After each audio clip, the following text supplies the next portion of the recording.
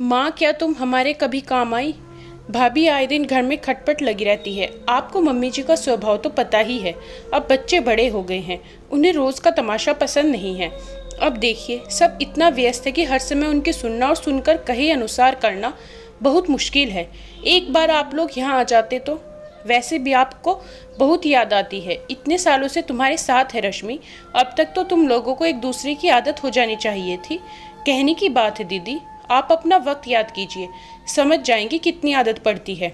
उल्टा धीरे धीरे नज़रअंदाज करने के अलावा कोई चारा भी नहीं होता।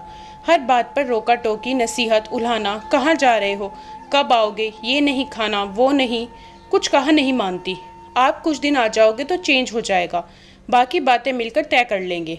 देवरानी जी ने जेठानी से अपनी परेशानी कह आने का संदेश छोड़ दिया। जेठानी जी, रचना को सुकून से जिंदगी जी रही थी कि शांत सदी जिंदगी में हलचल मच गई। सुनो जी, रश्मि का फ़ोन आया था। हाँ, मेरे पास राघव का फ़ोन आया था। बड़ा परेशान था बेचारा, कह रहा था माँ की तबीयत ठीक नहीं, उनकी आपसे मिलने की इच्छा हो रही है। हाँ, बातें तो कुछ भी बच्चे पालने या मेरी परेशानी में छोड़ आती अपने परिवार को। पति को मेरी तकलीफ तो समझनी चाहिए थी। तो क्या गलत क्या है जी? भैया को सारे सुख मिले, कभी बच्चों की समस्या नहीं हुई। दोनों पति पत्नी ने उन्हीं के भरोसे आराम से नौकरी की, खर्चा पानी जो बचाया सो अलग। कभी उनके मुंह से निकला भाई भाभी परेशान है, मम्मी को चले जाना चाहिए। चाहे आप कुछ कहें, पर माँ को रखने का फर्ज अब उन्हीं का है। अभी तुम चलने की तैयारी करो, देखेंगे वहाँ जाकर क्या बात होती है। तबीयत खराब है और हमसे मिलना चाहती है, बस इतना ही जानता हूँ। ये भी ध्यान रखना, साथ रहकर मैं करती रही, पर यही माँ थी जिनको ना तो कभी मेरा किया नजर आया और ना मुझसे कभी संतुष्ट हुई। कैसी बात करती हो, कितनी तारीफ करती हैं तुम्हारी, सबसे कहती हैं, कभी पलटकर जवाब नहीं देती, खाने का मुकाबला ही नहीं, घर को करीने से रखती है। थोड़े दिन रहकर आई, इतनी अवगत की, और क्या चाहती हो? ये सब चीज़ें आपको संतुष्ट करती होंगी। मुझे मेरे साथ बीता सारा वक्त याद है। वो तो जब लाडले बेटे की बहू मन की नहीं आई, तब मेरी बुराइयां अच्छाइयों में बदली हैं। यदि उसी समय कद्र की होती तो जानती हूँ, वक्त जैसा भी हो गुजर जाता है, लेकिन घाव हमेशा के लिए छोड़ जाता है। बिटिया भी माँ की तकलीफ और उनका बड़बड़ाना समझ रही थी। जानती थी माँ की तबीयत खुद ठीक नहीं रहती। हम बच्चे भी बाहर हैं, यदि दादी आ गई तो अब इस उम्र में मम्मी को करना बहुत होगा। हालांकि दादी से प्रेम भी बहुत था। ये सब कुछ जानते समझते हुए भी यही कहूँगा, 2 बेटे हैं, करना हमें ही है। ये तुम्हारा अपना फैसला है, चाहे खुश होकर सब भुला कर करो या दुखी मन से। अब उनका बुढ़ापा है, करना तो पड़ेगा ही। लोक लाज भी एक चीज़ होती है। दोनों माँ से मिलने रवाना हो गए। माँ, कैसी हैं आप? अरे रोहन आ गया, कितना समय हो गया बेटा तुमसे मिले। अब आंखों से कम दिखता है रे। एक दिन जी इतना घबरा रहा था, लगा जीते जी तुम्हें देख भी पाऊंगी या नहीं। ठंड और बुढ़ापा दोनों हैं, माँ होता है। कैसी है रचना, बच्चे कैसे हैं? मुझे याद करते हैं जब मैं आई थी तो कैसे मेरे इर्द गिर्द बैठे रहते थे। रचना भी स्वभाव से लिहाज वाली थी, बेशक पीछे से बोल ली लेकिन सामने मीठा ही बोलती। दिन बीतने लगे। रश्मि बात बात पर ताने भी मारती और जुबान से भी मीठा न बोलती। रचना भी बात बात में मन की कह लेती। गलत है इनका तरीका। जब पूरी जिंदगी आप साथ रही, जितना फ़ायदा आपसे उठा सकते थे उठा लिया, और जब उनका करने का वक्त आया तो तकलीफ हो रही है। तब होश नहीं आया जब तुम्हारे बच्चे पाल रही थी। तुम्हें नौकरी करनी थी तो छोटे छोटे बच्चों को छोड़कर इनके पास चले जाते। आज यहाँ घूमना, कल वहाँ, किसके भरोसे? आप ही बताओ माँ, ये सब तकलीफ़ें हमें भी हुई होंगी। क्या आप कभी हमारे काम आई? हमेशा ही तो इनके लिए किया, और आज जब सब स्वार्थ पूरा हो गया तो हमारी याद आ गई। जो भी हो दीदी, समय समय की बात है। आप स्वेच्छा से यहाँ से गए थे, वो भी अपनी स्वतंत्रता के लिए। साथ लेकर जाते तो क्या नहीं जाते ये लोग। जो भी हो, बहस से आपसी रिश्ते बिगड़ेंगे, ये तो कहेंगे नहीं, लेकिन मैं स्पष्ट कहना चाहती हूँ, 2 बेटे हैं, 6-6 महीने रख लेते हैं, सबका बदलाव हो जाएगा। मम्मी जी का भी मन लग जाएगा। बड़े भाई को असहज सा महसूस हुआ। 6 क्यों छोटी, मुझे माँ को रखने में कोई परेशानी नहीं। तुम निश्चित रहो, माँ अब मेरे साथ रहेंगी। नहीं भैया, जायज़ सी बात है, कल को कोई किसी को उल्हाना न दे, इसलिए नियम से अपने अपने फ़र्ज़ निभाएं तो सही हैं। अभी 6 महीने आप रखिए, फिर आपको कहना भी नहीं पड़ेगा, हम ले आएंगे। रचना, माँ की तैयारी करो, माँ हमारे साथ जाएंगी। रोहन ने ऐलान कर दिया। माँ चुप थी, बिल्कुल चुप। देख रही थी बहू ने उनकी अटैची तैयार कर ली है। छोटी ने उनका और सामान सब लपेट उनकी अलमारी में भर दिया है। पूरा घर शांत था। सब साथ बैठे थे लेकिन बिल्कुल चुप। बड़े ने चुप्पी तोड़ते हुए कहा, माँ कल निकलना है, तैयार होना।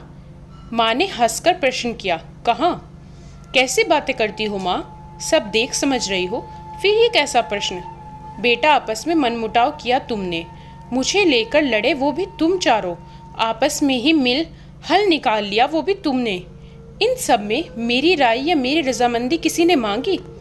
मेरी जिंदगी का फैसला करने का अधिकार तुम्हें किसने दिया? मैं कोई फुटबॉल नहीं जो लुढ़क कर कभी एक के पाले में तो कभी दूसरे के पाले में चली जाऊंगी।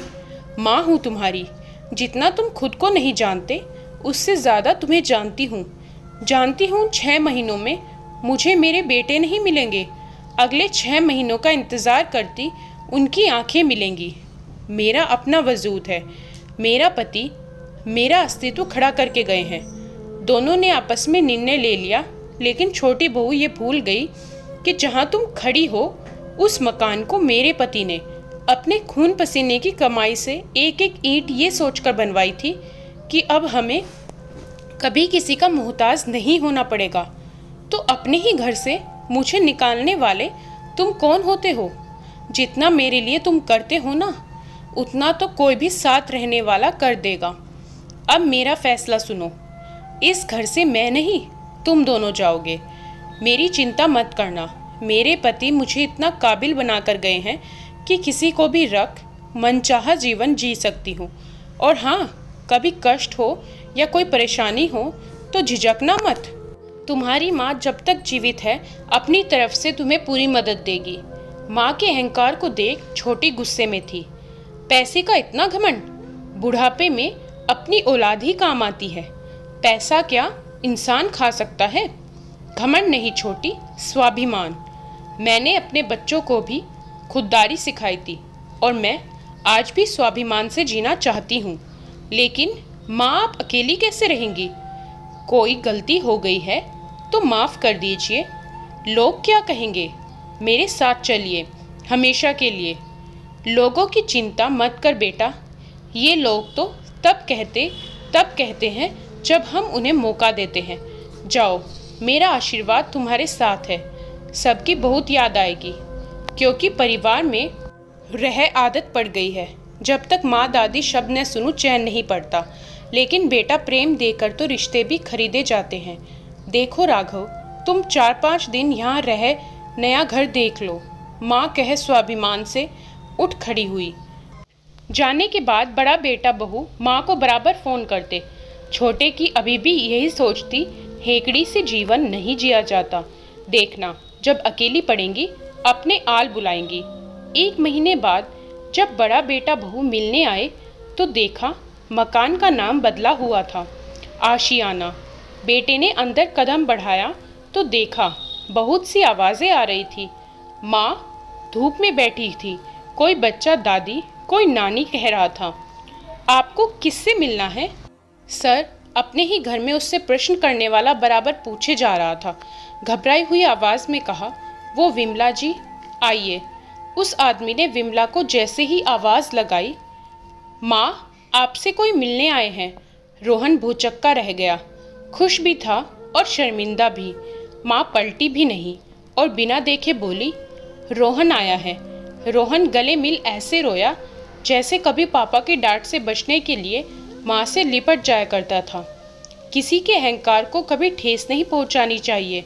माँ आपका स्वाभिमान है, लेकिन यदि हर माँ मजबूती से खड़ी हो, फैसला ले, तो न जाने कितने राघव और रोहन अपना बुढ़ापा सुधार सके।